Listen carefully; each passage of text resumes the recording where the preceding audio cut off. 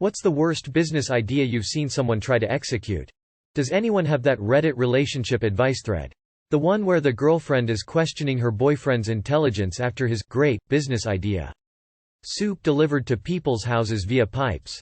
There was a guy in my town that opened a business that was the equivalent of a brick-and-mortar version of Craigslist or newspaper classified ads. It was a unit in a strip mall with bulletin boards. You paid to put an ad up and other people came to look at the ads with a small picture. This was after Craigslist existed, not some pre-internet thing. There was no actual merchandise in the store, just crappy pictures of stuff with the contact info. It wasn't even a high-foot traffic location. You had to maneuver through a busy intersection, park and go inside to look at a bulletin board. It went under and he tried to blame the landlord because he couldn't get a sign permit for the end of the building even though he had 2 other signs. When I was in high school, one of my friends wanted to start a little coffee shop, hot chocolate stand with a cuddle corner, and free hugs for anyone who wants them. She offered jobs to our other friend's ex.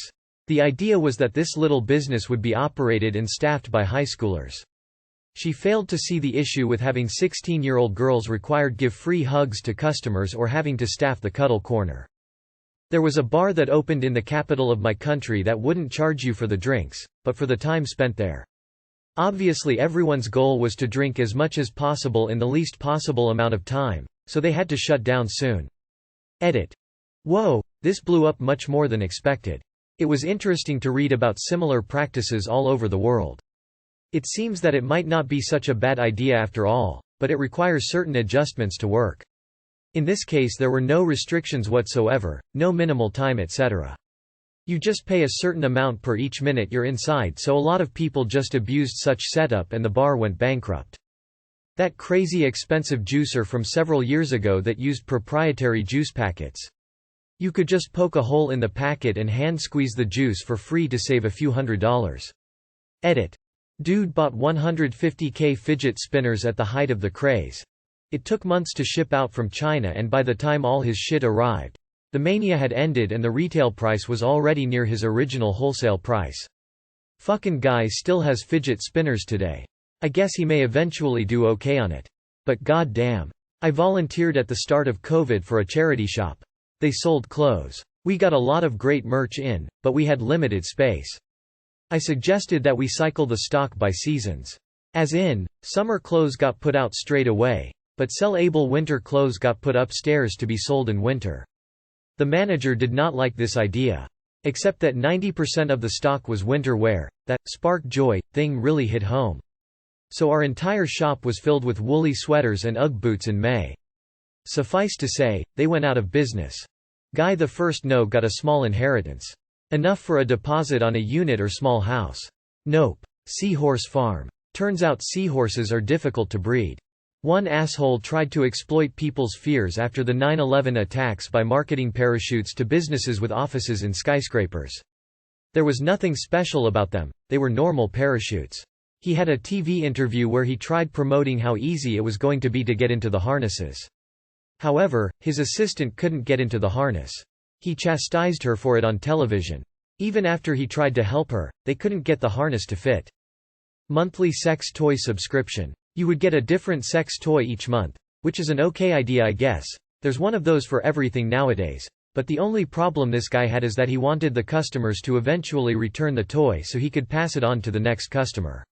He actually got in talks with an owner of a local sex shop to help him start, but the enthusiasm flattened out quite quickly. One time many years ago my friend and I were in line behind a woman who had a shirt emblazoned with the word, taint. He inquired about it and it turned out it was her clothing company. She explained that she loved the word, taint, like, taint this, taint that. He explained the popular meaning of the word to her and her face dropped. I was mortified but he probably did the right thing. A loudmouth drunk, supposedly an ex-NFL player from way back, opened a fancy pizza place across the street from the small town's old favorite, normal pizza place. It was a pretty obvious attempt to put the old place out of business and corner the lucrative small-town pizza market. The owner of the new place would get hammered and walk around to random tables to schmooze. He would loudly hit on the ladies in front of their dates. It had really good pizza, but it was horribly overpriced and the portions were tiny. It went out of business pretty quickly. A bar in the middle of the country where it's obvious everyone is gonna drunk drive home. A cop started hanging out along the road and the business died in a matter of weeks. Edit. Well, call me Jesus and fuck a pigeon, this sure blew up. Laughs in Hillbilly. I had a client apply for a $3 million SBA loan to buy a treehouse building franchise. I asked him why he wouldn't just build the treehouses and save the $3 million. He said he'd never considered that. I moved to a new town about a year ago and saw this office building called the Income Store. It didn't look like anyone was there, but this is May 2020 we're talking about, so that wasn't all that weird. I guessed it was a staffing agency or something, but the audacity to call yourself the Income Store, it sounds like the butt of a joke. Money doesn't grow on trees. It doesn't. Well then let's go get some at the Income Store. I drove by recently and noticed that the Income Store looked a bit more than just COVID unoccupied, it was straight up abandoned. So I finally Googled it to solve the year-long mystery. It was a Ponzi scheme. Context. I live in Las Vegas. When I was in my 20s, I was hired by a man who wanted to build MySpace for strippers. His goal was for the men on the site to pay him to follow their favorite strippers and know what clubs they were dancing at and when. He shut the project down, after months of paying me, when he found out that no stripper would sign up for it. Quibi. That and something I saw on Shark Tank. These buttons you put on your nightstand so you can tell your spouse you're in the mood for sex without risking rejection. Like, just talk to the person you married maybe? Boob therapy. Getting women to become breast therapists to come put a boob on your face whenever you feel bad for therapy, and get insurance to cover it. It didn't work. In our town a few years ago was a zombie-themed donut shop. Yeah. The donuts had cool names and interesting ingredients, but unfortunately, they cost almost twice as much as Krispy Kreme. I mean, kudos to them for trying to cash in on the zombie fever that was going around at that time, and at least they took a shot, but the business didn't do well. They closed down pretty quickly. Holy shit, remember the oxygen bar fad a few years back? Who's enjoying sitting on that near-zero value asset today? What's the worst smell you've ever experienced? Homeless dude who was covered in shit, had a necrotic wound full of maggots on one leg, and oozing cellulitis on the other. A trucker's piss bomb that opened while I was volunteering for trash pickup. A cat's abscess bursting open and leaking onto my mattress. Cleaning out flooded basements after Hurricane Sandy, there was a fridge that had gotten knocked on its backside. Door closed. Full of rotten food, floodwater, sewage, and sitting there without power or fresh air for weeks. Until we opened it to empty it out. My God. My husband is a funeral driver. We live in BC, and we recently had this record-breaking heatwave, upwards of 40 degrees when we're used to under 30 during the height of summer. Lots of people died. They didn't have enough drivers to keep up with the call, so some deceased clients had to wait to be picked up for like 1-2 days, essentially being microwaved in their rooms with no air conditioning. You can probably figure out the rest. I have been in literal sewers and septic tanks. But our call center bathroom right now makes me want to vomit and die to escape the smell. I worked in a burn unit for a while.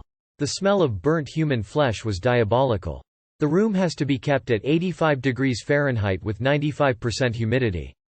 The burned skin can't thermoregulate, so a big risk of burns is hypothermia. The smell is so pervasive, you'll smell it on your clothes for days.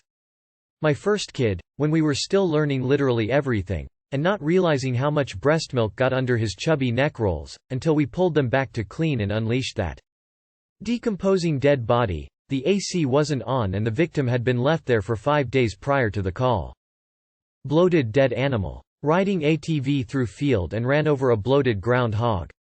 It sounded like a shotgun blast went off followed by a yellow-green haze, and then the smell hit me. I rode as fast as I could home. Threw away all my clothes and showered in the yard with hose and Dawn. I still taste that smell. Coyote pee. Bought it to scare rodents in our house. The moment you get a whiff you recognize it. Cleaning out a house for an estate auction where the homeowner passed away and wasn't found for 6 weeks. That smell is forever stuck as worst smell ever. Toss up between a GI bleed stool, or C. diff stool. Both which are super weird that I've encountered considering I work in IT. I boiled ribs and then put them on the grill one day. I had to go in the hospital. I was in there for 3 weeks.